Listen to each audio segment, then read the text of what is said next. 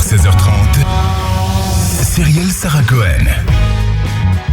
Bonjour à toutes et à tous et bienvenue sur Radio J. Ravi de vous présenter cette nouvelle émission aujourd'hui jusqu'à 16h30 avec mon invité, réalisateur, écrivain, scénariste, auteur de théâtre, dramaturge donc et acteur français connu pour son film Janice et John ou encore J'ai toujours rêvé d'être un gangster, même Asphalt. Il a joué dans Backstage, Goldman ou encore Chacun sa vie de Claude Lelouch. Samuel Benchetrit, vous l'avez compris, est actuellement au théâtre pour sa pièce écrite Maman qu'il joue aux côtés de Vanessa Paradis au théâtre Édouard VII et vient nous voir pour le 4e tome de sa presque autobiographie Chronique de l'asphalte aux éditions Grasset. L'occasion, comme toujours, de découvrir notre invité sur Radio J. 15h, 16h30, Cyrielle Sarah Cohen. Radio J. Bonjour Samuel Benchetrit. Bonjour. Merci beaucoup d'être mon invité aujourd'hui. Je vous ai beaucoup observé ces dernières 48 heures parce que je m'informe évidemment sur chaque invité qui vient dans son émission quotidiennement et j'ai remarqué que lorsqu'on parlait de vous, comme je viens de le faire, il y a ce côté très impassible. En écoutant tout cela, est-ce que vous êtes fier de ce parcours déjà que je viens un petit peu d'évoquer ? Oh non, pas tellement fier, c'est là. J'ai pas de... Non, je tire pas de fierté de ça du tout même. Au contraire, pas du tout, en fait. Je vois pas ça comme ça. C'est votre ligne de vie et c'est pas spécialement une fierté, c'est ce que vous avez fait. Voilà, c'est ce que j'ai fait. Je le regrette pas, je dénigre pas, mais c'est pas mon... Ça ne vous résume pas. Non, puis je pense pas à ça en m'endormant le soir, quoi. J'ai pas l'impression. Les choses se font, puis après on les... Et justement, on va essayer de découvrir tout ça. Alors, tout du long de cette émission, on a aussi justement envie de découvrir qui vous êtes au-delà de ce que vous faites. Et alors, le début, toujours le début. Samuel Benchetrit, vous êtes né le 26 juin 1973 à Champigny-sur-Marne. Votre père était serrurier, votre maman coiffeuse, issue d'un milieu modeste tous les deux. Quel genre d'enfance vous avez eu ? Très heureuse. J'ai eu une enfance très heureuse au milieu d'un certain chaos, quoi. J'ai grandi dans une cité HLM dans les années 80. Donc il y avait bien sûr une forme de galère, quoi, quelque part. Les gens étaient pas, c'était pas un milieu riche, mais moi je me rendais pas compte parce que chez moi c'était plutôt agréable. Mes parents étaient des gens qui aimaient bien le cinéma, la musique. Enfin, c'était quand j'entrais chez moi, j'avais un foyer assez doux et c'est une enfance très heureuse. Vos origines sont d'origine juive et espagnole. Juive de votre papa, espagnol de votre mère. N'hésitez pas à me corriger si je suis à côté de la plaque, comme on dit. Enfin, ma mère, c'est très lointain. Sinon, c'est vraiment des Français, plutôt du nord de la France, je crois. Du nord de la France, du côté de votre maman. En règle générale, plus un homme rentre dans l'âge, comme on dit, plus il se rapproche de sa spiritualité. Quel genre de juif ou pas êtes-vous ? Je suis un juif très juif. Qu'est-ce qu'un juif très juif ? Non, c'est-à-dire que j'ai eu une enfance un peu...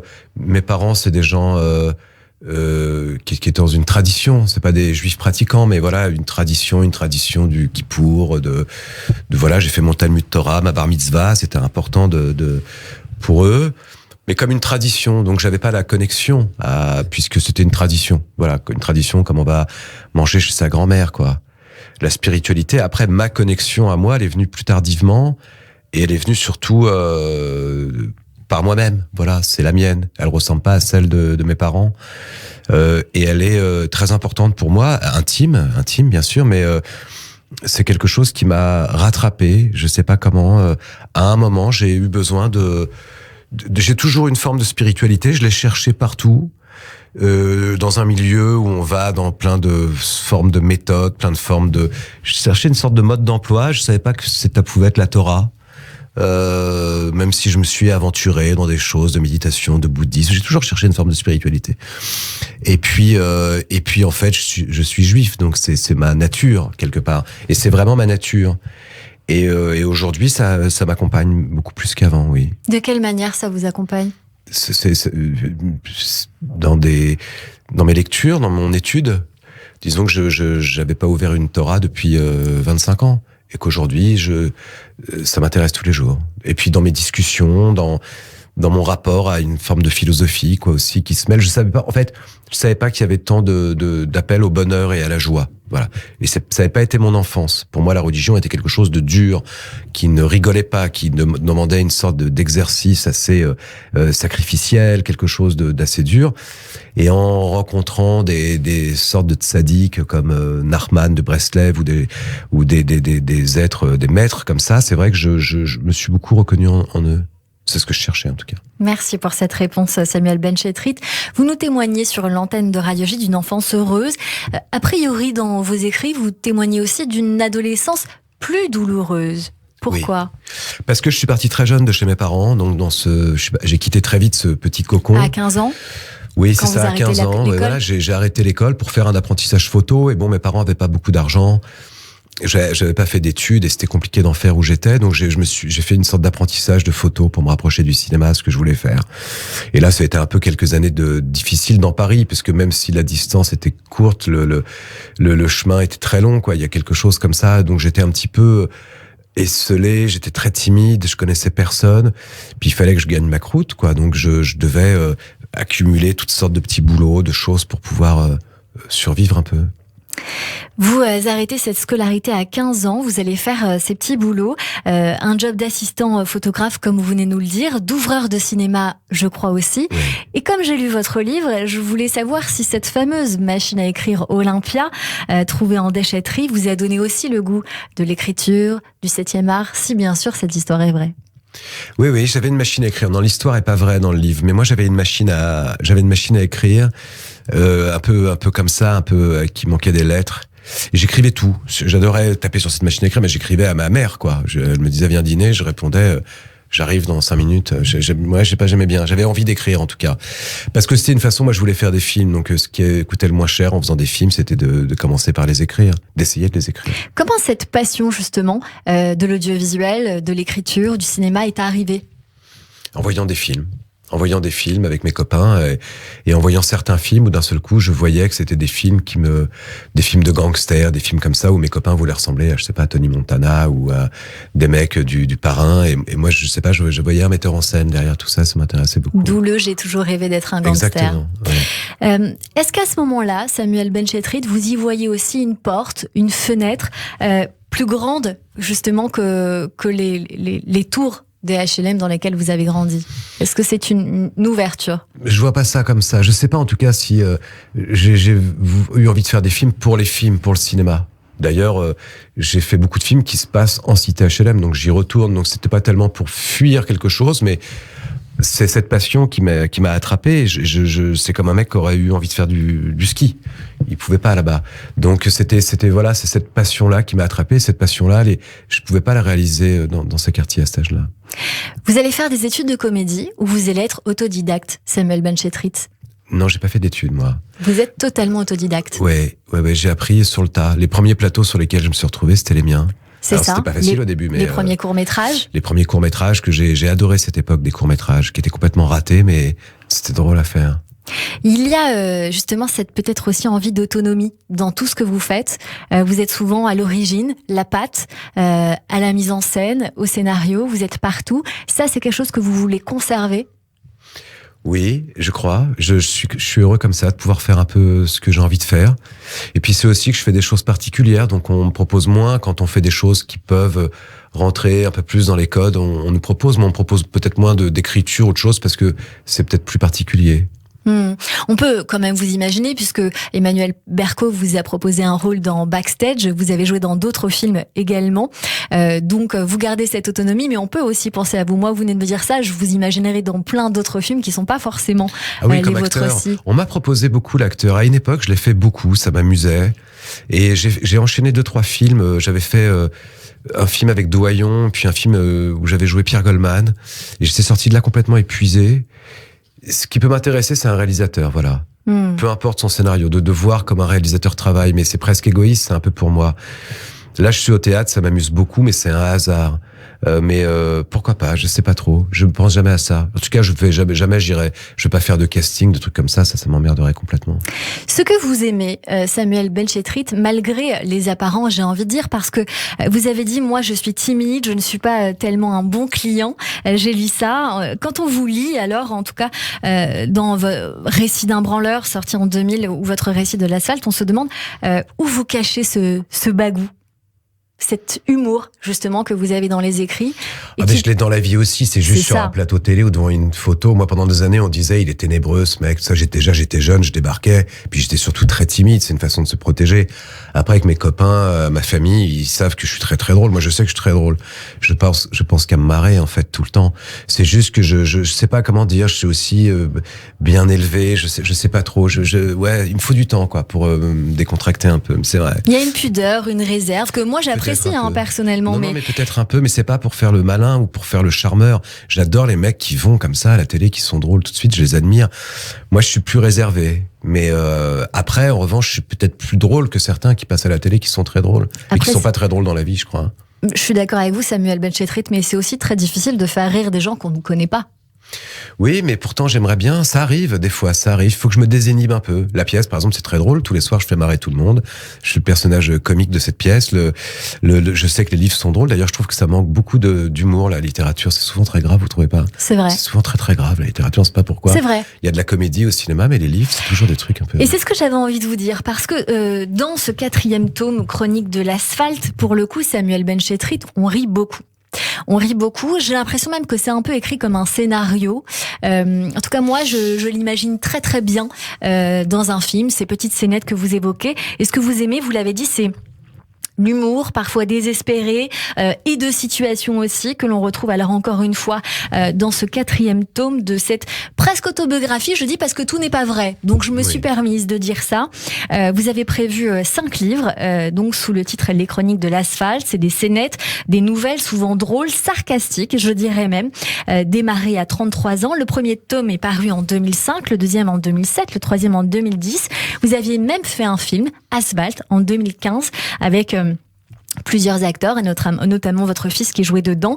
Vous sortez alors ce 4e tome, 13 ans de maturité pour un texte tout à fait authentique, avec des souvenirs imaginés, mais aussi intacts. Et j'ai aussi envie de savoir, bien évidemment, cette question que tout le monde vous pose en ce moment, est-ce que vous aviez pris des notes? Est-ce qu'elles étaient dans votre tête? En tout cas, bravo, parce que j'ai l'impression que vous avez gardé, comme les filles souvent gardent des boîtes à secrets sous le lit, j'ai l'impression que c'est un peu ça aussi, ces chroniques. Un peu, oui. Disons que j'ai jamais pris de notes pour ça. Et puis, ces 12-13 dernières années, j'ai fait beaucoup d'autres choses, notamment d'autres bouquins, enfin bon. Mais c'est une cabane mentale, en fait. C'est quelque chose, je me suis fabriqué un lieu comme une cabane dans un arbre. Et j'y retourne régulièrement, voir un petit peu comment c'était l'enfance. J'aime bien aller me réfugier là. Il y a des histoires, il y en avait tellement je pars d'une base un peu vraie, de copains. Les copains sont vrais, l'architecture aussi est vraie, et le reste, après, voilà, je regarde ce qui s'est passé à cette époque-là, et puis je laisse mon esprit vagabonder. Dans ce livre, vous démarrez, parce que je parle de sarcasme, et donc on va y aller, je fais référence aux premières pages, lorsque vous parlez d'un ami à vous, Abdelkrim, qui va tourner dans le clip L'Aziza. Il reçoit une réaction assez brute, j'ai envie de dire, jalouse de la part des copains, vous peut-être aussi, parce que cette histoire est vraie, parce que vous ne lui trouvez rien. Vous ne lui trouvez clairement rien, outre le fait d'être con, moche, ou plus con que moche. Il est toujours compliqué de parler comme ça. En tout cas, vous le faites très très bien. Est-ce que cette personne, puisqu'on ne vous l'a pas demandé, est toujours de ce monde, et si oui, est-ce qu'elle a réagi? Ah non, je sais pas. La personne là, je sais pas. Je sais même plus qui c'était. Je sais qu'il y a un gars qui avait été engagé pour jouer dans un clip de Daniel Balavoine. C'est de ça dont vous parlez. Tout à fait. Et il cherchait des mômes, c'était l'Aziza. Il cherchait des mômes surtout des mômes qui allaient au Maroc pour pas leur payer leur billet. Et il y a un môme qui avait été choisi, ça nous avait rendu fou de jalousie, quoi, parce que là, sous le coup, on pensait que c'était devenu une star, le mec. Mais pas du tout, en fait, c'était une petite figuration. Et la retombée, lui s'était servi de ça, et la retombée avait été un peu dure pour lui. C'est un livre qui parle de quoi, pour vous? Les Chroniques de l'asphalte. Ouais. Oh, je dirais que c'est... je dis souvent ça, mais c'est vrai, je crois que c'est un autre regard sur les banlieues. C'est un regard qui a plus de tendresse. Mon sujet, c'est la tendresse. Les banlieues, on en parle beaucoup, un peu toujours du même point de vue, c'est-à-dire la violence, les voitures qui brûlent, le communautarisme, ce qui est vrai, ce qui existe, évidemment, bien sûr, et beaucoup, même beaucoup. Mais déjà, il y a une raison à ça, donc c'est pas mal d'aller voir un peu dans le passé comment c'était. Et puis aussi, il n'y a pas que ça. Donc il y a aussi des mômes, je pense qu'un môme de 12 ans, ou qu'il soit dans le monde, il a envie d'être heureux. Il a envie de tomber amoureux, d'écouter de la musique, de regarder des films, il n'a pas envie de faire la guerre. Donc c'est un regard un peu... C'est un autre regard sur les cités HLM, je crois.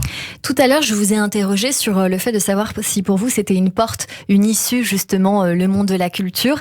Vous m'avez répondu, mais dans ce livre, évidemment, on a l'impression que ça l'est, puisqu'en filigrane, le monde de la culture reste dans ces petites scénettes. Et alors, vous parlez de quelqu'un qui a ouvert la voie, j'ai envie de dire même dans tous les sens du terme, à une issue. C'est Smaïn, avec son premier one-man show. T'en veux un court extrait. Putain, je suis cassé. Je suis out of Africa, toi. Je suis Redman et... Je vais te dire, j'ai fumé un pétard, je te dis pas le mélange. Je sais pas où est Chardin, mais moi, tu vois, je suis complètement stone. Voilà, on a entendu un petit extrait, forcément. Smaïn, on le connaît bien, on l'aime beaucoup, et j'avais très envie de créer un échange avec vous. Alors, une petite surprise. Bonjour Smaïn. Bonjour Smaïn. Normalement, vous êtes avec nous. Il va arriver dans un instant. J'avais très envie de créer justement cet échange entre vous. Il a accepté ce matin. Smaïn, il est à Marrakech en ce moment. Et il est très touché justement par cet écrit que vous lui avez consacré, qui valorise son œuvre. Ah oui, bien sûr. C'est drôle parce que ce matin, il m'a fait un petit message aussi. J'avais très envie de le remercier. J'ai fait Télématin, l'émission, oui. Et il m'a fait une petite vidéo. Oui, parce que en fait, Smaïn, c'était le premier, quelque part. Et puis, c'était quelque chose qui était vraiment... il parlait de nous. Et il parlait de gars qu'on connaissait, mais avec tellement d'humour, tellement de finesse. Et puis, c'était quelqu'un qu'on avait beaucoup d'admiration pour lui. Il n'y avait que lui, en fait. C'était le premier. Et puis, il a derrière donné envie à plein d'autres qu'on connaît aujourd'hui et qui lui... Je sais qu'il est très respecté, Smaïn. Bonjour, Smaïn. Bonjour à tous, bonjour Samuel. Ah, Smaïn, mais quel bonheur de t'entendre. C'est drôle. C'est très drôle parce écoute, que... Oui. Non, c'est très drôle parce que c'est vrai que c'est la première nouvelle du livre que j'ai écrit parce que je voulais absolument te rendre cet hommage parce que je t'adore tellement comme artiste et t'as été tellement important pour moi à cette époque que je voulais que on se rappelle que tous ceux qu'on voit aujourd'hui te doivent beaucoup. Voilà. Écoute, j'ai écouté avec intérêt l'interview et puis j'ai appris que tu étais un autodidacte. Et moi aussi, je suis vraiment un autodidacte. Moi, j'ai appris mon métier dans ma petite chambre d'enfant, où j'ai été élevé par cette télévision qui m'a vraiment donné envie de traverser ce bocal et devenir, en fin de compte, un humoriste et en fin de compte donner un sens à ma vie. Voilà, le rire te transporter, puis surtout désarmer les autres.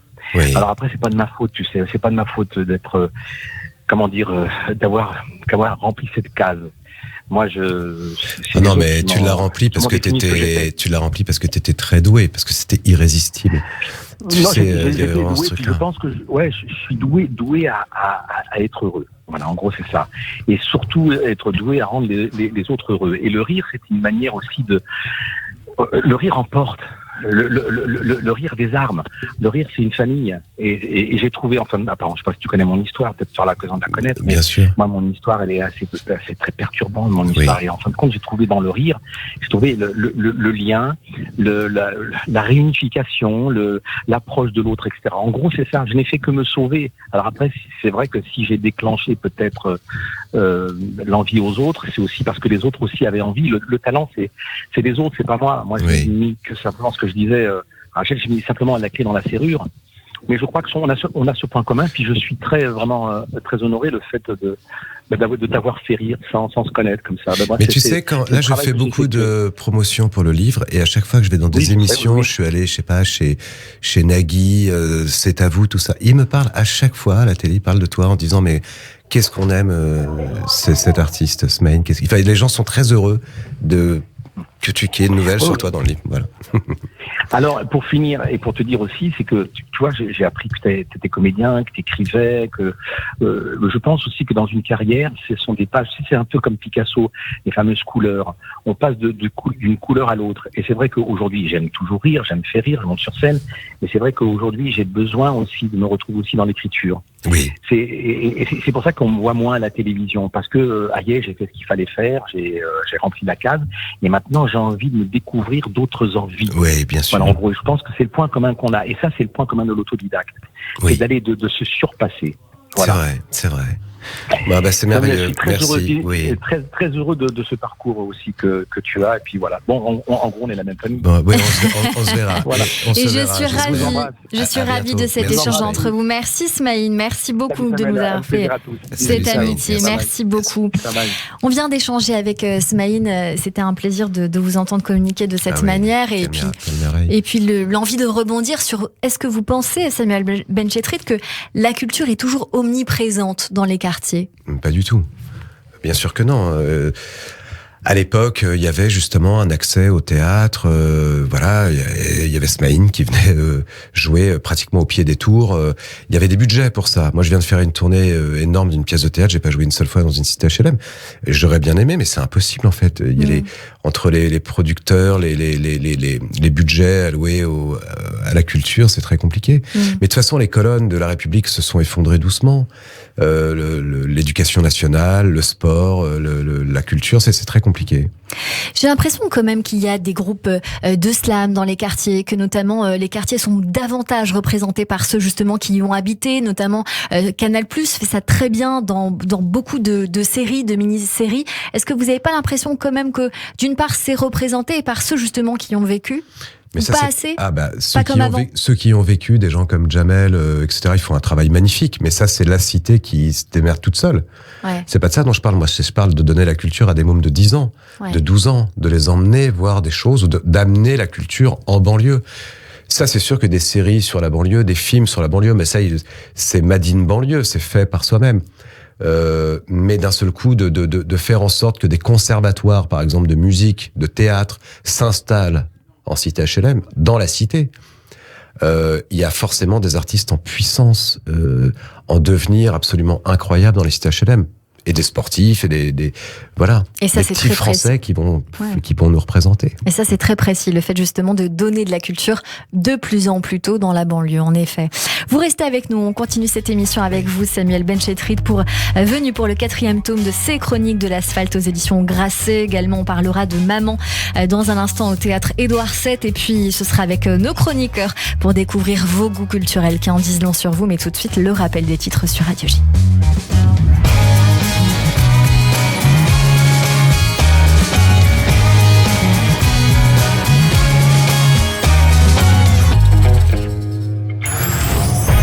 16h30, Cyrielle Sarah Cohen. Radio J.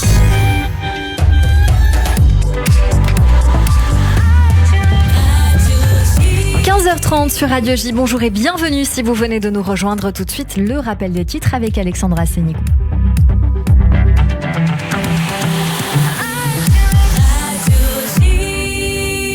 Bonjour Alexandra. Bonjour Cyrielle, à la une de l'actualité passée, les festivités du Yom Ha'atzmaut, la politique reprend ses droits en Israël. Les partisans de la réforme judiciaire appellent à une manifestation monstre ce soir à Jérusalem. Prise de parole attendue du ministre de la Justice Yariv Levin et des Finances Bezalel Smotrich. Diplomatie, une rapporteuse de l'ONU dit vouloir vérifier si Israël commet un génocide, annonce de la rapporteuse Francesca Albanese qui a multiplié les déclarations antisémites ces derniers mois. L'actualité en France, Emmanuel Macron est arrivé en fin de matinée dans le Doubs. Le président de la République a une nouvelle fois été accueilli par des centaines de manifestants munis de casseroles sur place. La guerre en Ukraine, un drone ukrainien a tenté d'assassiner Vladimir Poutine. Les renseignements avaient reçu des informations sur la visite du président russe dans le parc industriel de Rudnevo et ont lancé ce drone kamikaze sur lui. Et merci beaucoup Alexandra Sénigou. On vous retrouve à 16h pour le journal complet. Tout de suite une très courte pause. Et c'est la suite de notre émission avec mon invité Samuel Benchetrit et mes chroniqueurs qui nous rejoignent sur Radio J. Radio J. Radio J, le 6 Ilana Ferradian. Bonjour Evital. Bonjour, Boker Tov, Shalom Ilana. On vous retrouve tous les matins à 6h47. Et oui, Ken, avec Mila, le mot du jour, Mila Beyom. Un cours d'hébreu à l'Ulpan Écuge, info sur écuge.fr. Hors de question que je place ma mère en maison de retraite. Mais là, j'avoue, elle est de plus en plus dépendante et j'ai besoin d'aide. J'accompagne souvent ma mère à la Fondation Osée pour un accueil de jour. En voyant les autres patients atteints de maladie d'Alzheimer, j'ai les larmes aux yeux. On pense qu'ils ne peuvent pas se souvenir, mais petit à petit, j'ai découvert qu'on pouvait ranimer leur mémoire. Ils font un travail extraordinaire. Dans le cadre de l'IFI, déduisez 75% des dons versés à la Fondation. Fondation Osée MES. Infos et dons sécurisés sur osée.fondationjudaïsme.org. Ça, c'est uniquement sur Radio J.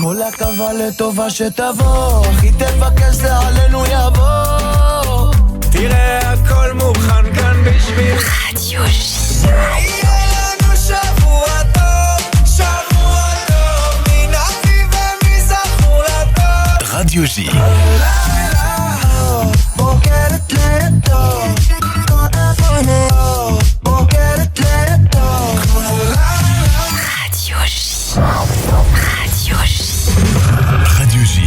Radio J. Radio J. 15h, 16h30. Cyrielle Sarah Cohen. De retour sur l'antenne de Radio J, merci de passer votre après-midi avec nous jusqu'à 16h30 avec mon invité Samuel Benchetrit pour le 4e tome des Chroniques de l'Asphalte aux éditions Grasset. Évidemment, on parle de ce livre Samuel Benchetrit, mais finalement ce sujet, la banlieue qu'on a évoqué tout à l'heure, reste au cœur en filigrane de vos œuvres. Vous avez aussi écrit, réalisé un court-métrage, Nouvelles de la Tour L, où au pied d'une tour de banlieue, un homme attend, un autre arrive. Vous parlez aussi de cette attente dramatique dans un roman qui s'appelle Le cœur en dehors, où le narrateur Charlie Traoré va aussi être dans une certaine attente, parce que c'est souvent ça la banlieue, l'attente. Je sais pas, là c'est des drames. Enfin, le cœur en dehors, c'est l'histoire d'un enfant dont la mère est emmenée en centre de rétention. Donc c'est labyrinthique. Il peut y avoir de l'ennui, mais ça, il y a de l'ennui partout. Hein, mais en tout cas, il y a des parcours, il y a des gens qui peuvent être très rapidement en danger, je crois. Est-ce que l'attente fait partie de ce danger ? Je sais pas du tout. Je vous pose cette question parce que moi, par exemple, pas pour parler de moi, j'ai vécu en banlieue. Oui. J'ai vécu dans ces banlieues dont vous parlez, je pense même des plus grosses banlieues, parce que c'était dans le 95, c'était très violent. Moi, j'ai vécu dans la plus grande cité HLM de France. De France, qui était à Champigny. À Champigny. En tout cas, il y avait ce qu'on appelle la ZAC, à Villiers-le-Bel, à côté de Sarcelles. C'était aussi, assez difficile aussi. Et moi, je crois, mais après, c'est très personnel, encore une fois, que tout à chacun peut s'en sortir. Est-ce que vous pensez que ça a évolué, que c'est dans la mentalité, dans l'éducation, où vient le problème ? Je sais pas. Je pense qu'il y a des gens pour qui c'est très compliqué, c'est-à-dire qu'ils naissent vraiment pas avec les bonnes cartes quand même.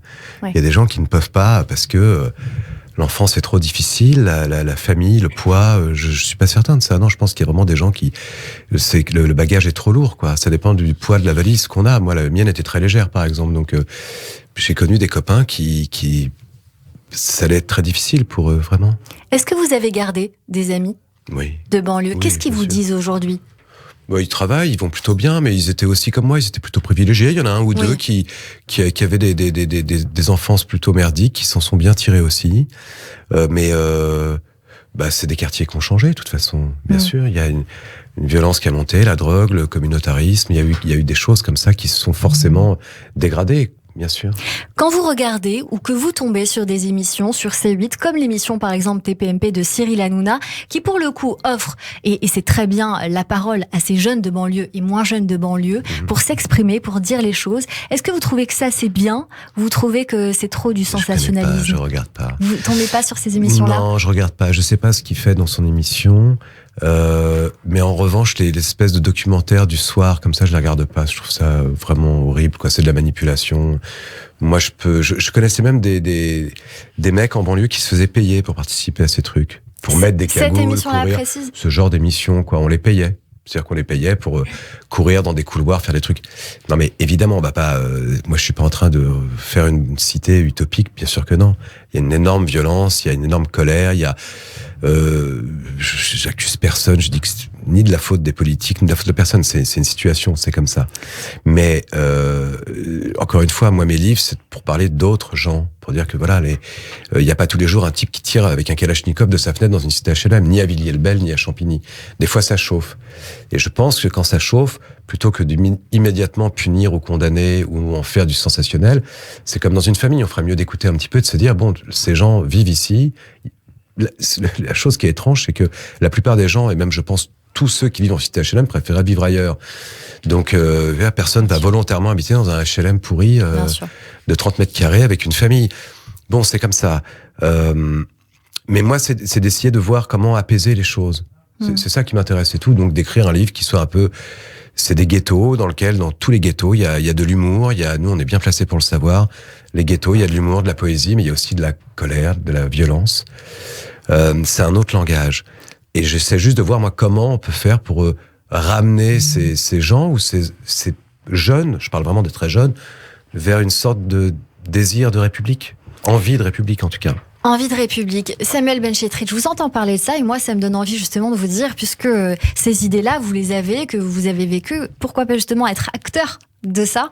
On parle de conservatoire en banlieue, qui peut être aussi une très belle issue pour amener la culture. Pourquoi pas être à l'origine justement de ça et le créer? Je fais des choses, mais je veux pas en parler à la radio. C'est ça reste discret. Oui.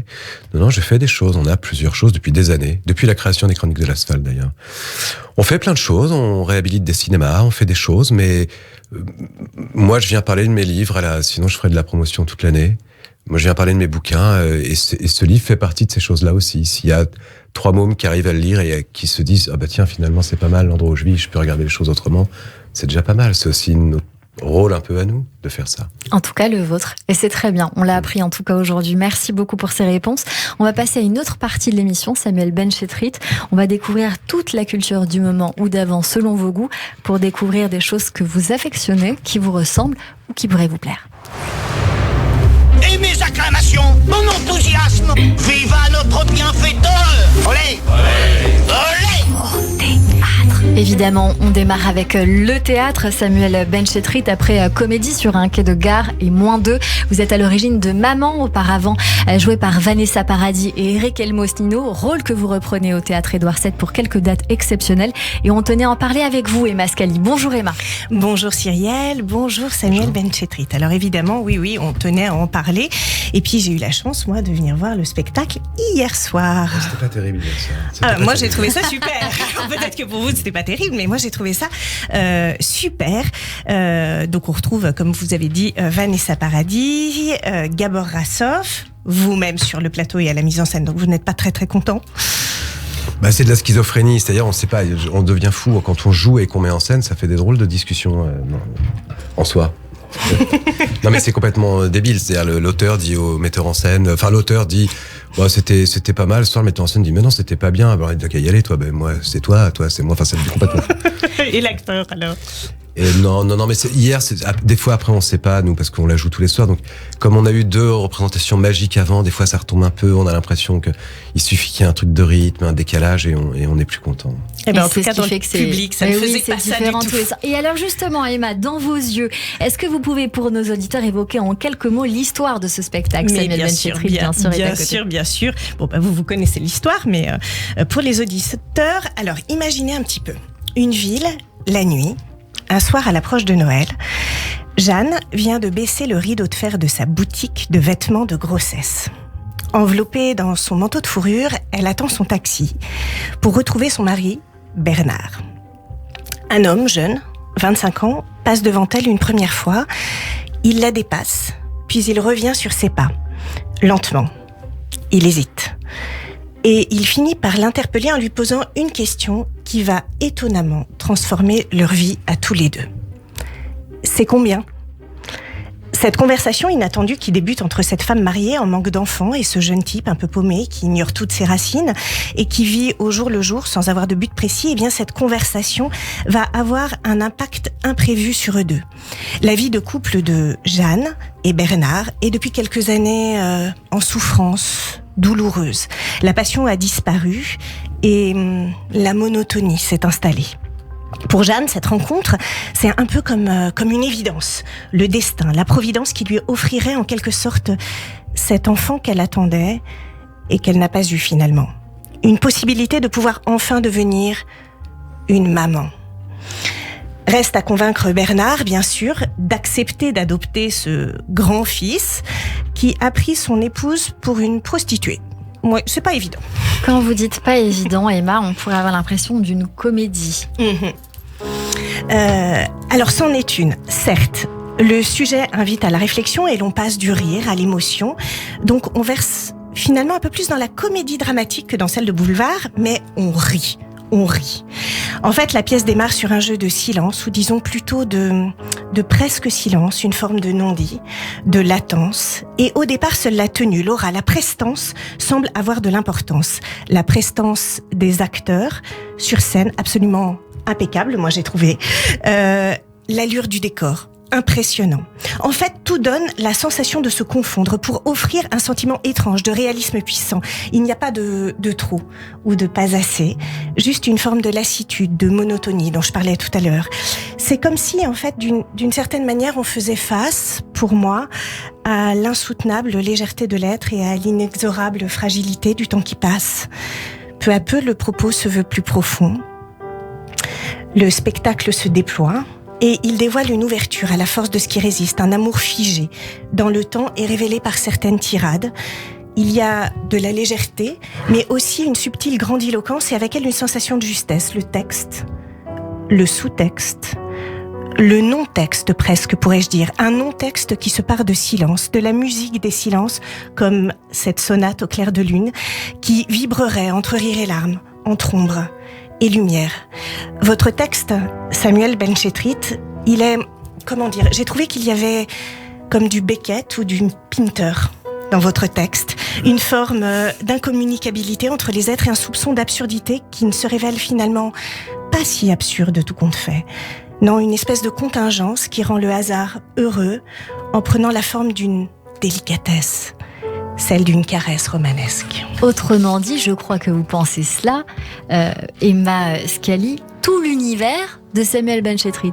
Eh oui, je crois qu'on retrouve une forme de votre univers au complet et le public finalement se retrouve gentiment transbahuté dans son émotivité, que la musique, qui n'est pas celle-là, mais qui est un peu classique comme ça, accompagne avec douceur. Et puis il y a la lumière aussi qui joue également son rôle presque imperceptible et en même temps elle est révélatrice, elle favorise le retournement affectif et c'est donc bien tout votre univers, je crois. Alors je ne connais pas tout de vous, mais comme l'a si joliment évoqué Cyrielle, qui nous remplit. Finalement, on est face à une situation un peu dingue, mais avec humour, avec drame, avec poésie, avec, je dirais moi, énormément de poésie.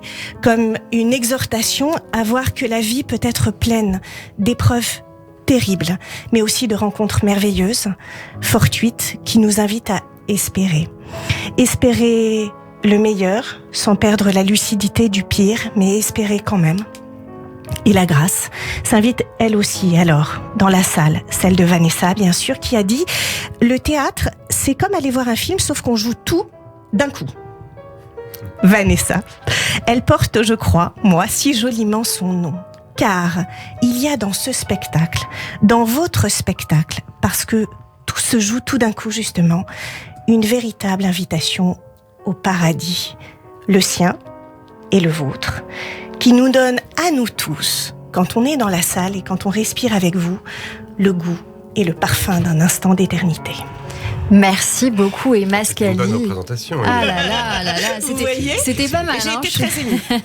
Merci beaucoup Emma Scali et c'était surtout très joliment raconté par vous. Maman se joue en ce moment au théâtre Édouard VII du mardi au samedi à 21h pour 20 représentations exceptionnelles.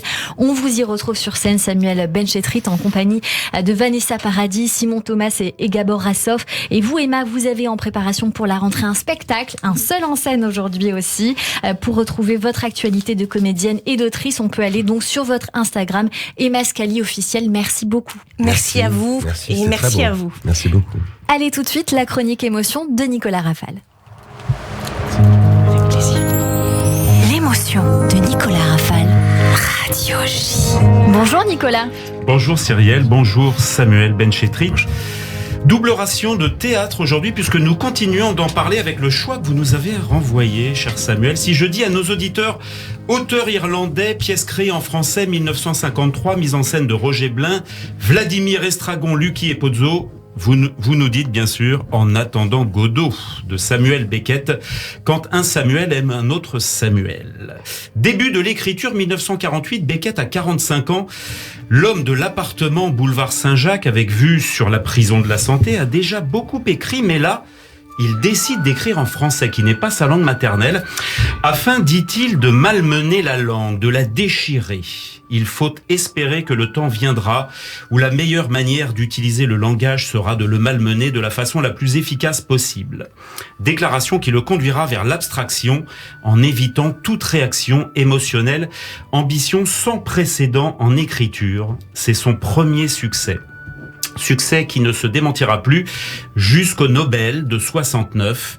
Quelle humiliation pour un homme si orgueilleux, la tristesse d'être compris, dit-il. Rien à faire, c'est la première réplique de cette pièce où rien ne se passe.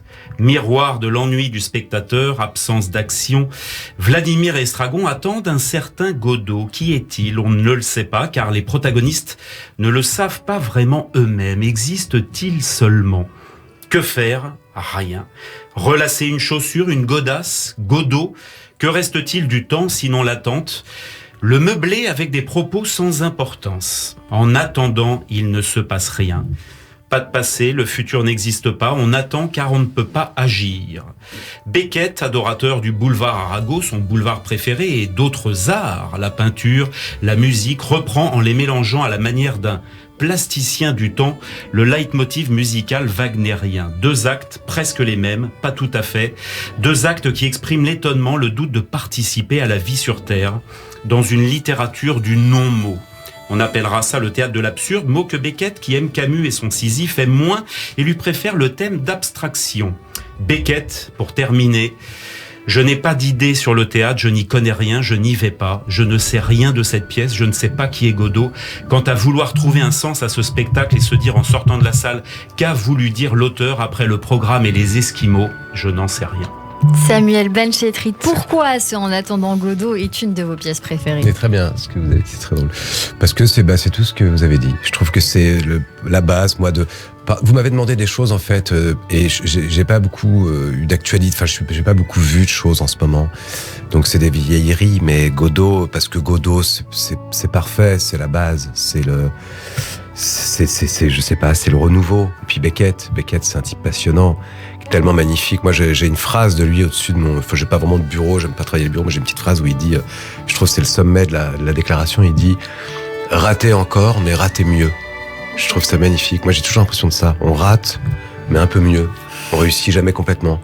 Puis je sais pas, je trouve ça un personnage magnifique et j'adore tout ce qu'il fait, Beckett. C'est vraiment quelqu'un que j'aime énormément.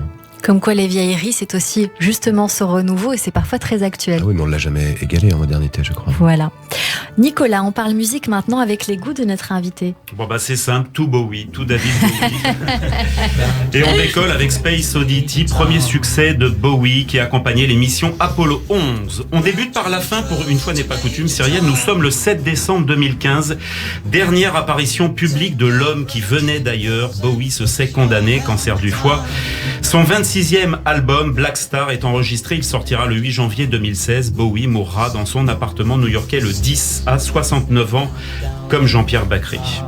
Si la définition d'un artiste consiste à se demander qui est vraiment la personne derrière tous ces visages donnés à voir, alors David Robert Jones dit Bowie est un immense artiste tant la palette est impressionnante, sinon impressionniste. Changement de style, d'apparence, réinvention permanente de son personnage et de ses approches musicales.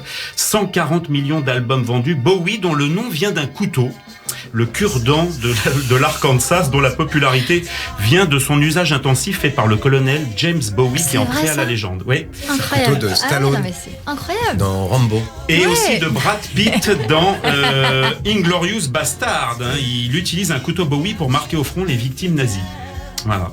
Donc Bowie a une maman irlandaise, on prolonge d'avec Beckett, et un papa anglais. En 62, il se bat avec un copain qui lui donne un coup de poing dans l'œil gauche, 4 mois d'hosto, plusieurs opérations. Résultat, il est Véron, 2 yeux de couleur différente. Dès lors, il n'aura de cesse de changer d'apparence, de travailler ses apparitions et ses costumes.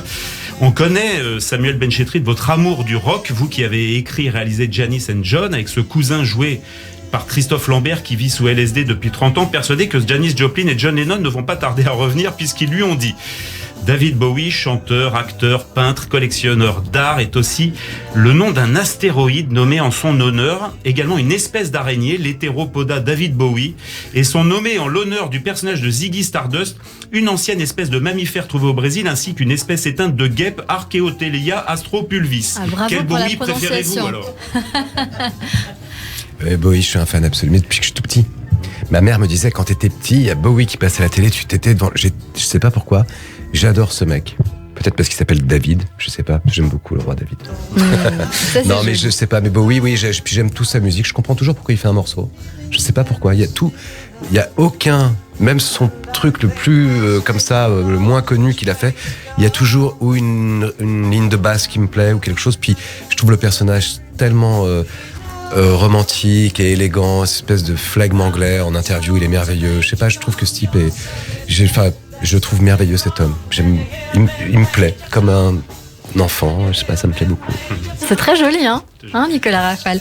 On termine avec le choix littéraire de Samuel Benchetrit. Eh bien, on termine avec un livre phare, boussole, qui a fait entrer la littérature mondiale dans la modernité. C'est le choix de Samuel Benchetrit, devrais-je dire Samuel Benchetrit, puisqu'il s'agit de Don Quixote. Le CH, le che, s'écrivait X en ce siècle d'or espagnol, comme pour Vicente Lizarazu. Livre d'aventure écrit en 1605 par Miguel de Cervantes Sol, et dont l'histoire raconte les pérégrinations de l'ingénieux Hidalgo Don Quijote de la Mancha, qui, sortant de sa bibliothèque, où il a passé sa vie à lire des romans de chevalerie qui l'ont rendu fou, jaillit dans le monde pour redresser les torts en devenant à son tour chevalier errant et s'inventant une vie, un ailleurs extraordinaire pour là aussi réinventer une langue. Jean Rochefort, vu dans J'ai toujours rêvé d'être un gangster, et qui revêtit l'armure du chevalier errant à la triste figure Don Quichotte dans le presque film de Terry Gilliam, dit du héros qu'il n'a jamais fait l'amour, ce qui le rendit fou. Il trouvera la première paysanne venue Dulcinée du Toboso pour s'inventer une dame. Ta vie peut changer, Sancho. Pense à ce qu'elle peut devenir grâce au rêve, à l'imaginaire. Ils partent tous deux sur la route faire briller l'éclat de leur renommée et celui de leur patrie. Don Quichotte est devenu un nom propre qui dit l'homme généreux et chimérique qui se pose en défenseur des opprimés. Nous comprenons ce choix, cher Samuel. Votre parcours cinématographique, théâtral, littéraire en sont la preuve, mettant souvent en lumière des personnages en proie à l'absurde et cherchant à vivre une vie meilleure que ce qu'elle est, quitte à la rêver, afin de quitter cette terre et d'échapper à l'asphalte. Ça, ce sont les gens nés en juin, vous êtes des rêveurs. Vous garnissez vos récits de thèmes et de pensées personnelles pour dire sans doute l'absurdité du monde, la schizophrénie du réel. Don Quichotte est un conte de fées, dira Nabokov, brillant polyglotte dans un cours à Harvard. C'est un conte de fées comme les âmes mortes. Bovary ou Anna Karénine sont de suprêmes contes de fées, mais sans eux, le monde ne serait pas réel. Don Quichotte, impossible ou presque à monter au cinéma, Orson Welles et Terry Gilliam ne le termineront pas, pourtant deux géants du cinéma à ne pas confondre avec des moulins à vent du roman, contre lesquels Quirote et son fidèle écuyer Sancho Panza se battent. Jacques Brel, qui a monté la comédie musicale, dit « Tout le monde est Don Quichotte, tout le monde a des rêves dont il s'occupe, c'est le triomphe du rêve, qu'il gagne ou qu'il ne gagne pas. Un homme qui rêve gagne toujours, un homme qui ne rêve pas perd toujours. » Don Quichotte a l'humilité des gens orgueilleux, orgueil dans le beau sens du terme. Il voudrait tellement être lui, alors ça l'oblige à se raconter pas mal d'histoires. En tout cas, c'est une superbe manière de rater sa vie. On rejoint un peu Beckett avec Cervantes, l'homme qui mourra comme Shakespeare en 1616. Et c'est tout est dit, je crois bien. Vous écrivez bien dans cette émission, hein, bravo. Non, mais c'est vrai, c'est rare. C'est Jacques Brel, là. Non, mais c'est très bien, c'est très beau, c'est joyeux. Don Quichotte, oui, c'est bon. Pourquoi pas dire Don Quichotte? Voilà, on peut chercher à faire le malin, à trouver un livre que personne n'a lu. Mais donc, en fait, Don Quichotte, ce qui me fascine, c'est plusieurs choses. Déjà, c'est qu'un livre écrit justement au XVIIe siècle, au début du XVIIe siècle, soit encore aussi drôle. Le rire qui se transporte, comme travers les siècles. C'est-à-dire qu'un type a écrit un truc, est mort depuis 400 ans, il me fait mourir de rire. Je trouve que c'est prodigieux, ça. Ensuite, c'est ça, c'est-à-dire que c'est où la folie, et tout le monde est un peu Don Quichotte. Tout le monde, moi j'ai une histoire comme ça, j'ai rencontré un Don Quichotte il y a pas longtemps. Je vis un peu à la campagne, et il y a un type qui est rentré dans un bar, dans le bar de la ville que tout le monde connaît. Il est venu me voir, il m'a dit bonjour, je suis le maire. Je dis très bien, moi je pensais que c'était le maire, il était en costard. Vous êtes content de la ville? Je dis oui, très bien. Il me dit je vais faire une patinoire là au milieu sur la place. Je lui dis complètement taré ce mec. Et puis il est sorti, tout le monde dit au revoir monsieur le maire. Et c'est un type en fait qui vit en asile et qui se prend pour le maire et tout le monde l'encourage. Et c'est en fait le truc, c'est que tout le monde l'encourage. Si quelqu'un me dit mais t'es pas le maire, mais tout le monde l'encourage. Et Don Quichotte c'est ça, tout le monde l'encourage à être un chevalier. Et je trouve c'est très très beau. Tout le monde est Don Quichotte, c'est vrai. Tout le monde est Don Quichotte. Vous êtes tous Don Quichotte? On est tous Don Quichotte, c'est vrai. Oui. Vous avez dit une phrase que j'ai retenue. Je crois que les livres sont les choses que vous avez le plus achetées dans votre vie, si ma mémoire est bonne. Oui, c'est vous vrai. Avez dit ça il y a beaucoup de livres. On peut pas m'empêcher d'acheter des livres. Oui, j'ai dit ça, oui, parce que j'arrive pas à... j'arrive pas à les ranger. C'est vrai, j'ai beaucoup de livres. Je trouve ça, mais c'est un truc même un peu stupide. Des fois, c'est presque pour posséder. J'en ai en triple. Je sais pas. J'aime bien avoir des livres. Sauf qu'on ne devrait pas avoir de murs. On devrait avoir des livres, en fait. Des bibliothèques dans les murs. Oui. Comme vous avez fait, je crois. Oui. Ouais. Oui, j'aime bien les livres. Puis il faut entourer les enfants de livres, c'est très beau. Vous avez bien raison. Merci Nicolas Rafal. Merci Emma Scali. Allez, on revient tout de suite avec le coup de fourchette, évidemment, de Sam Bérébi qui est avec nous. On parle beaucoup de Sam aujourd'hui. Il n'y a que des Sam dans cette émission, on est bien d'accord? Vous restez avec nous.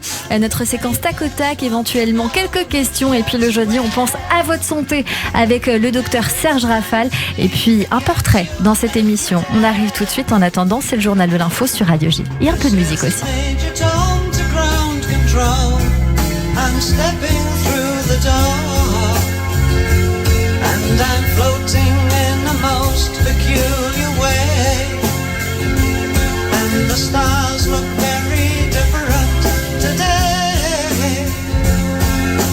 Here am I floating round my tin can, far above the world.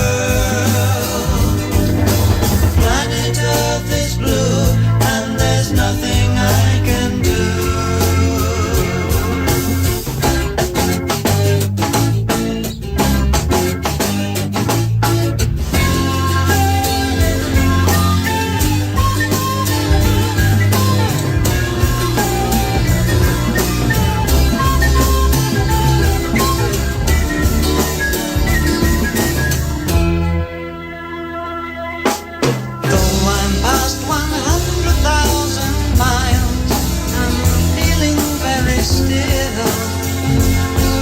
I think my spaceship knows which way to go. Tell my wife I love her very much, she knows. Ground control to Major Tom, your circuit's dead, there's something wrong. Can you hear me, Major Tom? Can you hear me, Major? Radio J.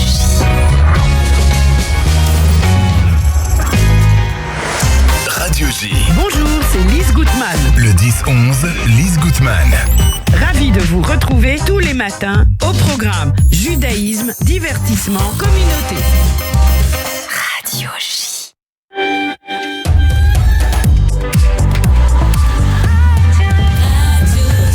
Il est 16h sur Radio J. Bonjour et bienvenue. Tout de suite, le journal de l'information avec Alexandra Senigou.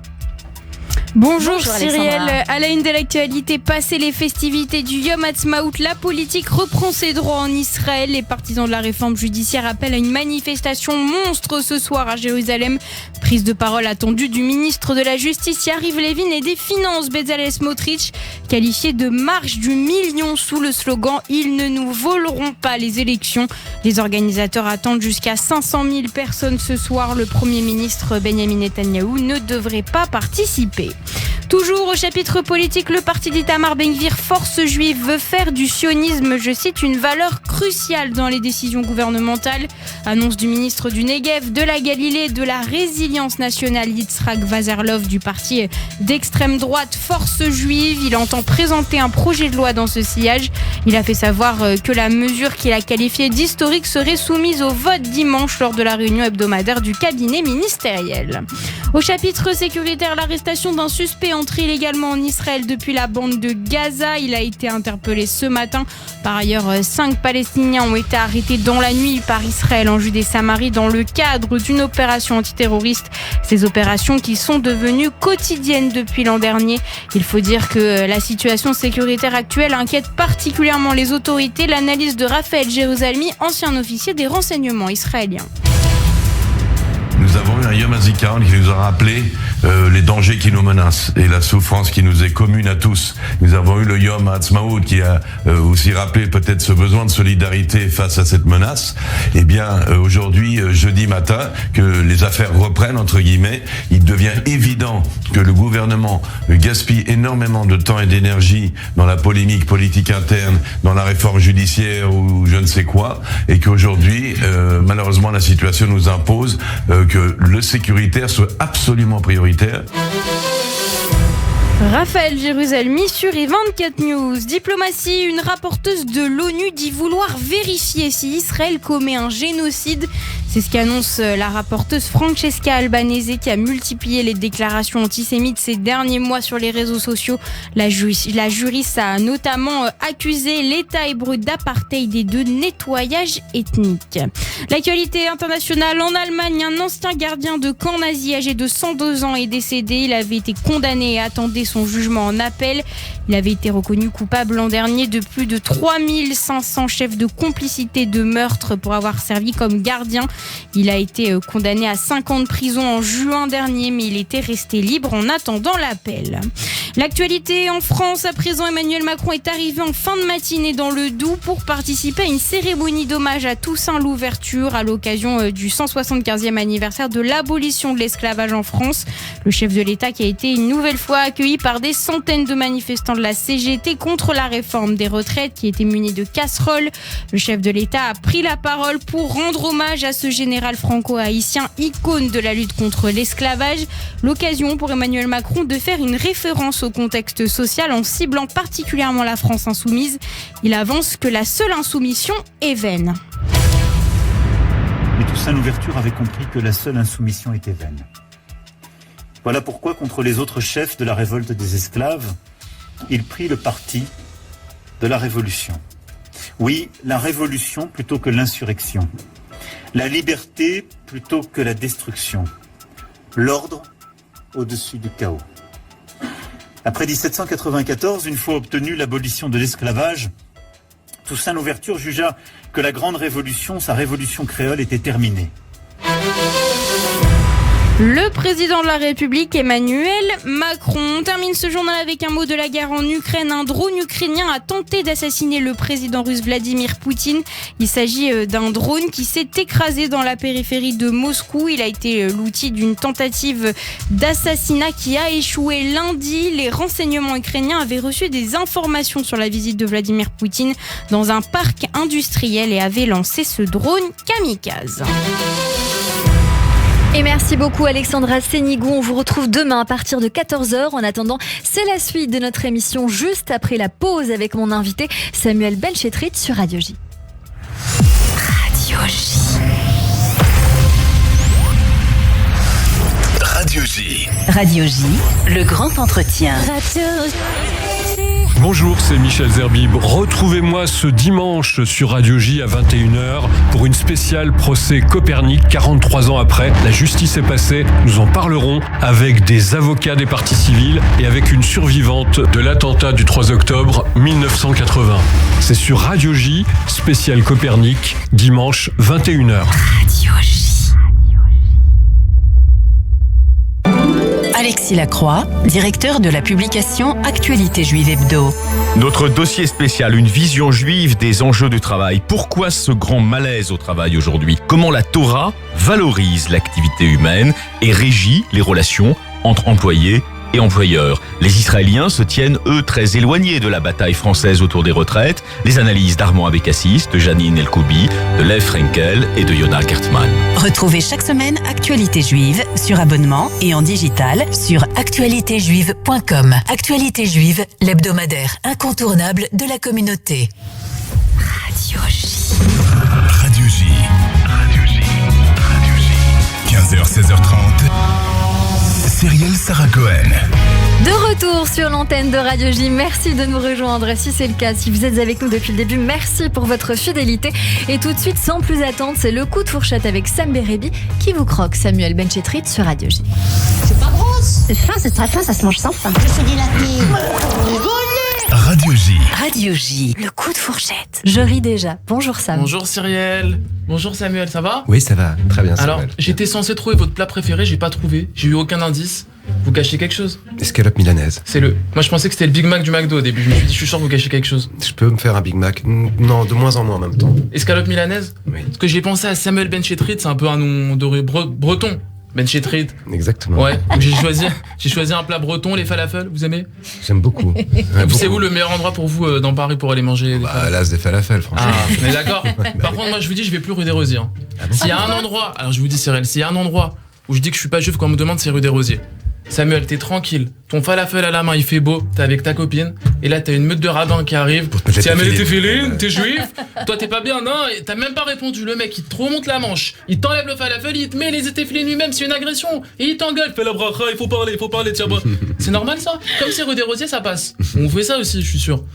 Il faut les mettre le matin, comme ça on est tranquille. Ouais, mais oui, il faut mentir. Il faut dire, je les ai mis, et c'est pas vrai, ça se fait il faut pas. les mettre tous les matins, mais on n'a pas le temps. Même, c'est vrai. Non, mais après, même avec ma tête, c'est compliqué aussi, même à l'aéroport. Je sais pas pourquoi, dès que je passe le portique, il sonne. Moi, je pense que j'ai un truc intégré en moi, où je pense qu'il y a un mec en haut, il nous surveille avec des caméras, tu vois.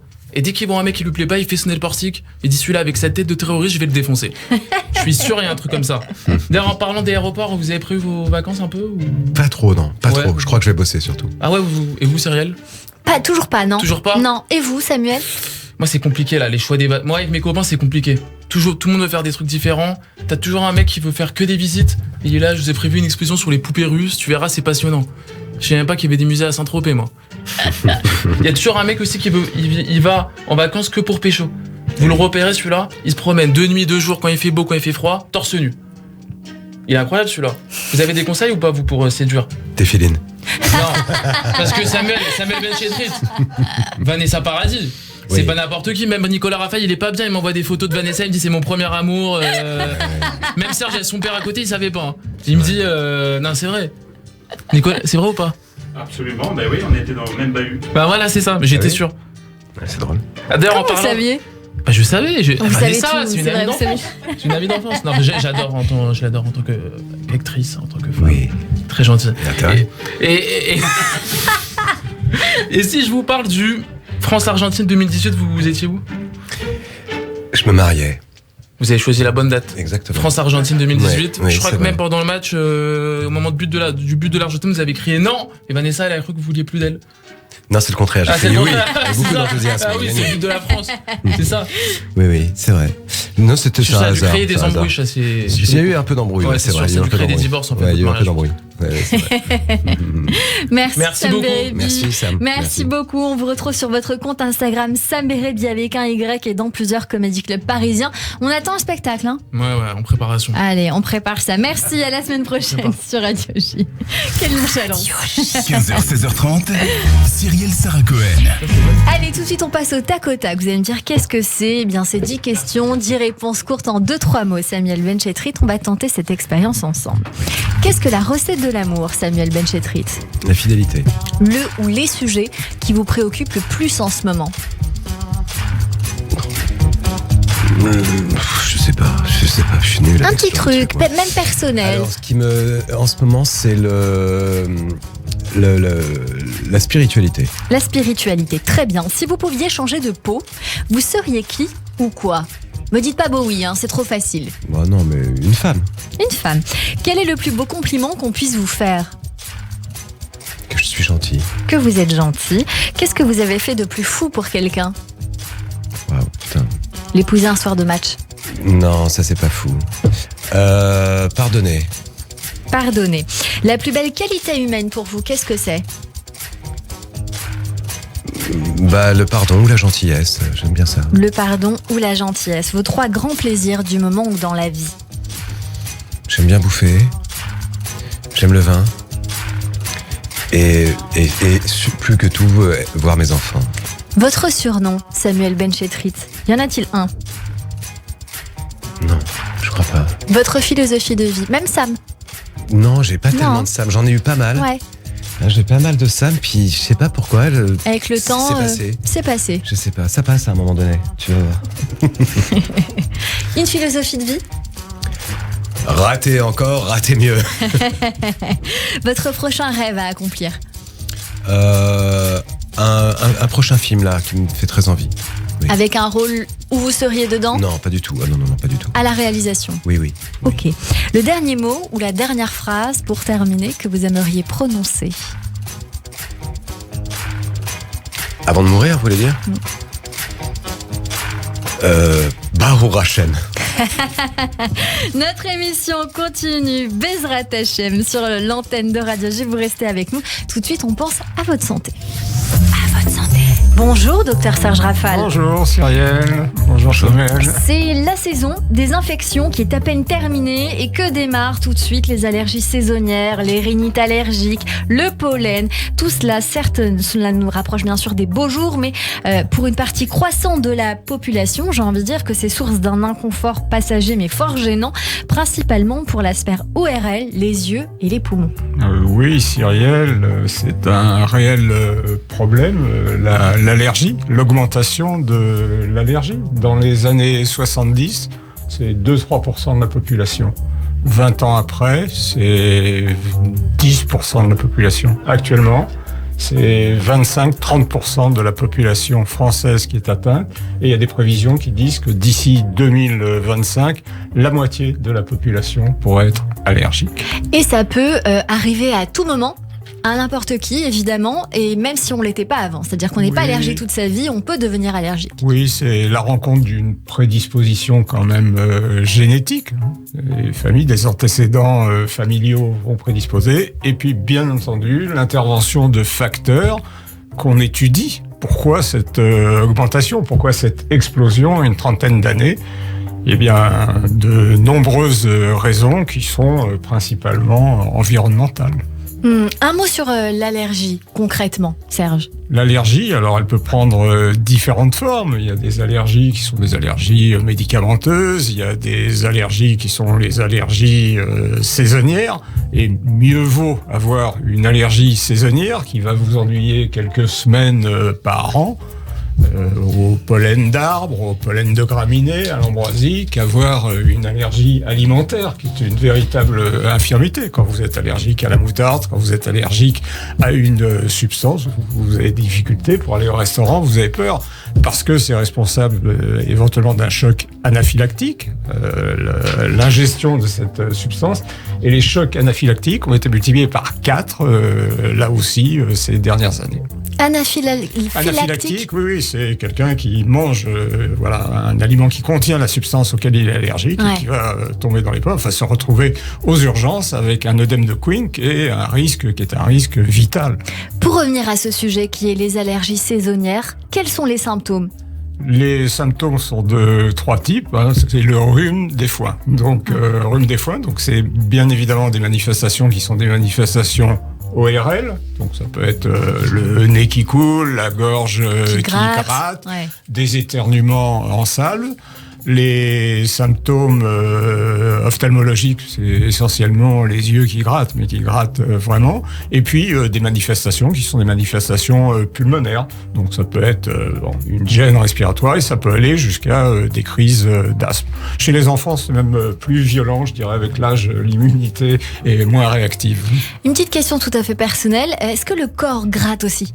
le corps peut gratter parce que le contact avec cette substance va libérer de l'histamine et précisément le traitement va consister à donner des antihistaminiques. Mais l'histamine est une substance qui effectivement fatigue et entraîne des manifestations qui peuvent être ces manifestations gênantes corporelles, bien sûr. Docteur Serge Rafal, vous parlez d'allergies croisées. Qu'est-ce que c'est ? Alors les allergies croisées, c'est être en contact avec une substance chimique qui est voisine de votre allergène, de la substance à laquelle vous êtes allergique. Et là, on l'a constaté, c'est-à-dire que les allergiques au pollen, les allergiques aux graminées, les allergiques à l'ambroisie, eh bien, font des réactions à un certain nombre d'aliments. Donc, ce qu'on appelle une allergie croisée, c'est-à-dire qu'ils vont se retrouver avec les mêmes symptômes, par exemple en mangeant une pomme, alors sans faire de mauvaise publicité, en particulier sur des pommes crues ou sur les golden, peuvent chez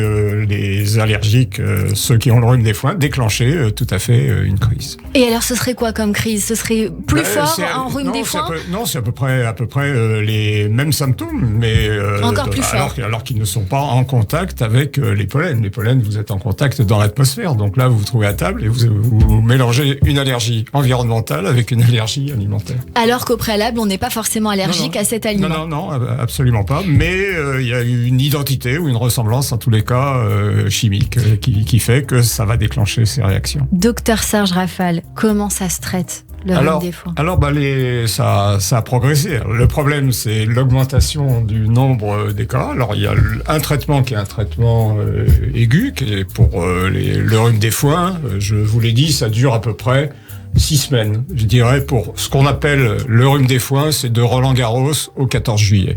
Donc c'est facile à retenir. Et là, on sait que les patients vont être embêtés ces 6 semaines de l'année. Donc là, soit on fait un traitement préventif qui est une désensibilisation, qui a beaucoup progressé. Quand moi j'étais petit, c'était des injections intramusculaires, fallait aller à l'hôpital, c'était très très compliqué. Quand on augmentait la concentration, on risquait précisément de déclencher les manifestations allergiques.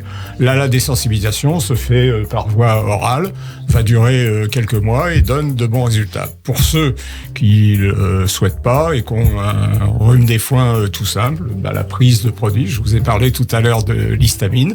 Les antihistaminiques sont des médicaments qui vont réduire, qui vont supprimer les symptômes. Et puis des mesures qui sont des mesures de bon sens.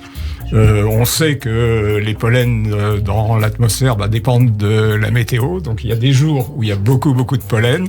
Faire attention, pas aller se balader, éviter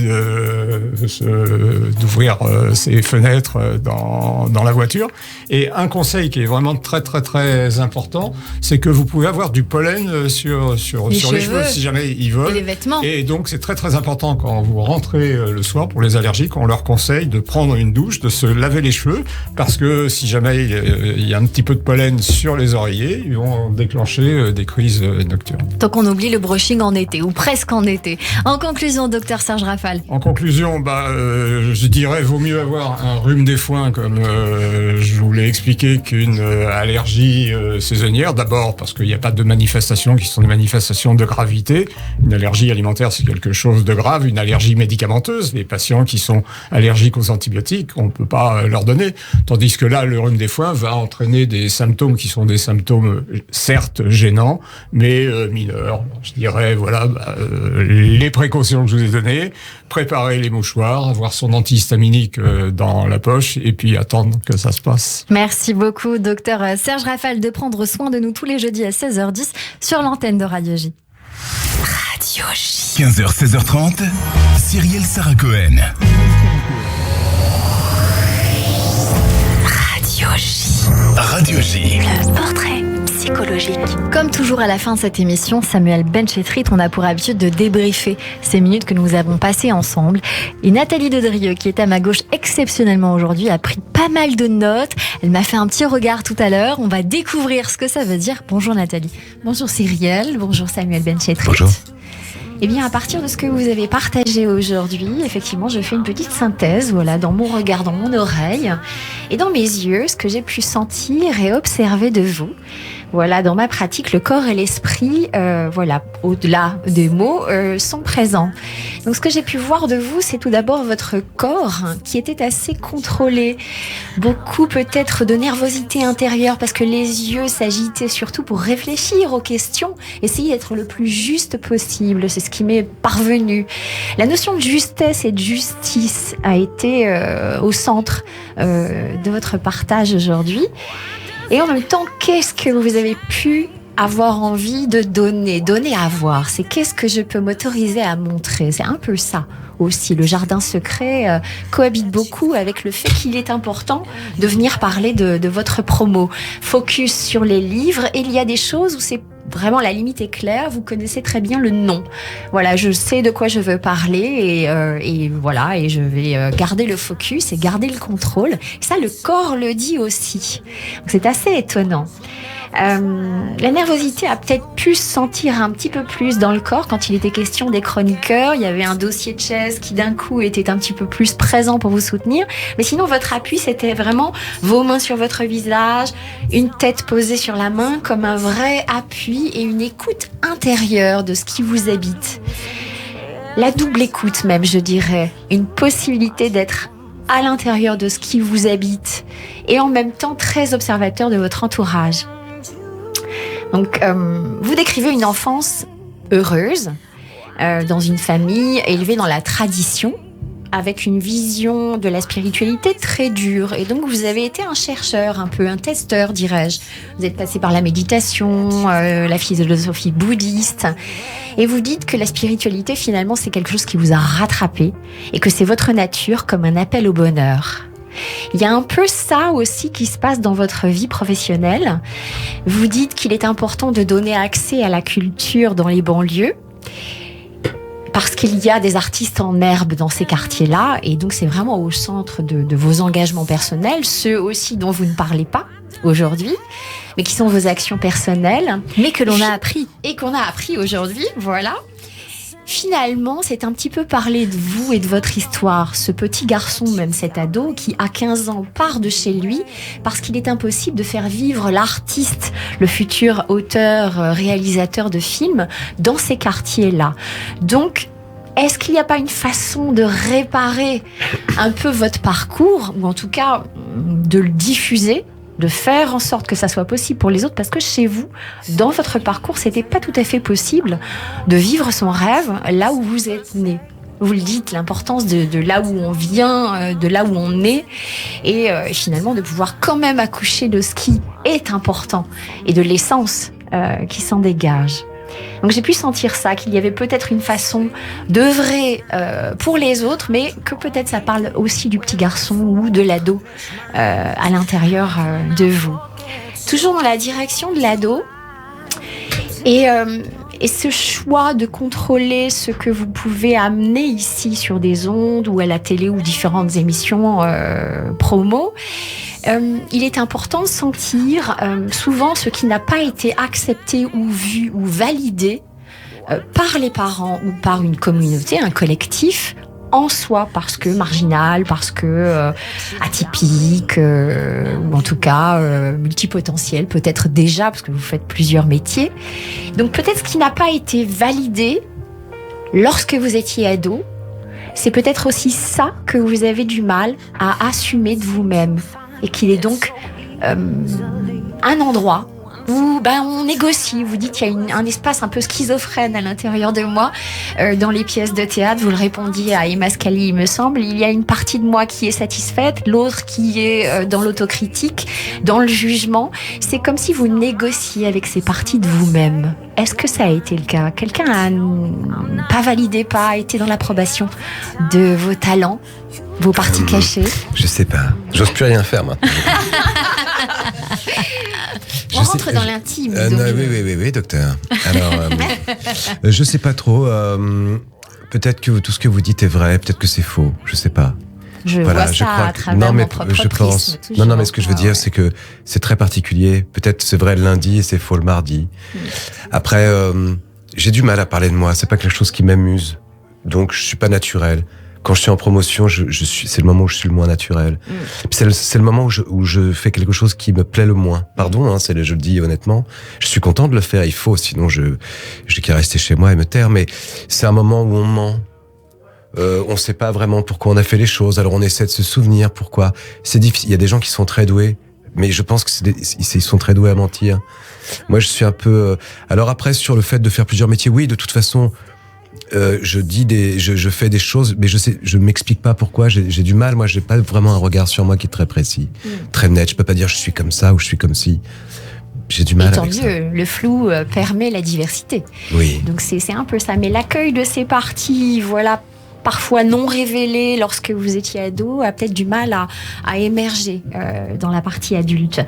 Donc c'est aussi ce vers quoi j'allais me tourner, c'est le fait que vous dites le théâtre ça m'amuse, jouer à l'acteur ça m'amuse. Comme s'il était important de se rappeler que c'est que du divertissement, peut-être afin de ne pas se prendre au sérieux. Bien sûr, oui, on joue.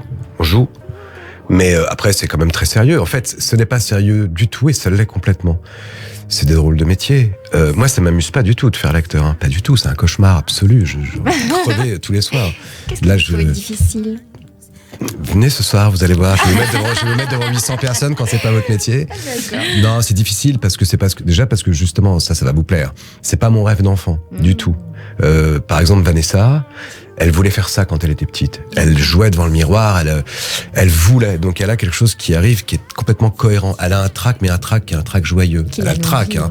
Mais elle est dans l'accomplissement de quelque chose. Moi, pas du tout. Moi, je voulais faire des films réalisés. Oui, je me projetais pas comme acteur. Donc, d'un seul coup, je suis pas en cohésion complète, mais ça reste très amusant. Et puis, il est interdit de se plaindre, puisque c'est quand même très joyeux, et puis de divertir les autres. Mais ça me fait peur tous les soirs, oui. La peur stimule en même temps. Eh bien, je vous remercie pour cette honnêteté et cette part d'intime un peu plus dévoilée. Parfois, il est important d'aller sonder et creuser. Merci. C'est ce qui permet aussi la rencontre. Hein, oui. C'est de sortir de ces zones de confort, faire un pas en dehors de son monde pour aller rencontrer le monde de l'autre. C'est ce que j'aime trouver ici. Et je dirais que j'ai en face de moi un homme qui accorde une place toute particulière au fait de diffuser l'art sous toutes ses formes et pour tous les publics, comme pour faire éclore l'essence, chez tout le monde, chez les êtres. C'est très bien. Merci beaucoup. Merci. Et merci à vous, Nathalie Dedrieux, que l'on retrouve tous les mardis et exceptionnellement aujourd'hui avec nous sur l'antenne de Radio J. 15h, 16h30, Cyrielle Sarah Cohen. C'est la fin de cette émission. Merci beaucoup, Samuel Benchetrit. On va écouter quelque chose qui doit vous parler. On est avec U2, avec Bono, que vous évoquez dans ce livre, Les Chroniques de l'Asphalte, aux éditions Grasset. Vous êtes également au théâtre, Édouard VII dans Maman, que vous avez écrit, mise en scène, et aux côtés de Vanessa Paradis sur scène. Merci pour cet échange. Un tout petit mot de la fin, si vous désirez, il vous revient. J'étais très heureux d'être là. Je trouvais cette émission merveilleuse. Merci, c'était partagé. À la réalisation audio et vidéo, aujourd'hui Benjamin Arnaud et Clément. On se donne rendez-vous lundi pour une nouvelle émission dès 15h avec mon invité Eric Emmanuel Schmitt pour parler de son livre Le Défi de Jérusalem. Une très belle émission à promettre. Merci à toutes et à tous de nous avoir suivis. Notez que vous pouvez bien sûr réécouter cette émission en podcast sur radioj.fr, sur YouTube, tous les réseaux sociaux et toutes les plateformes de streaming. À lundi, comme on dit, Shabbat Shalom et belle journée à tous, toujours sur Radio J.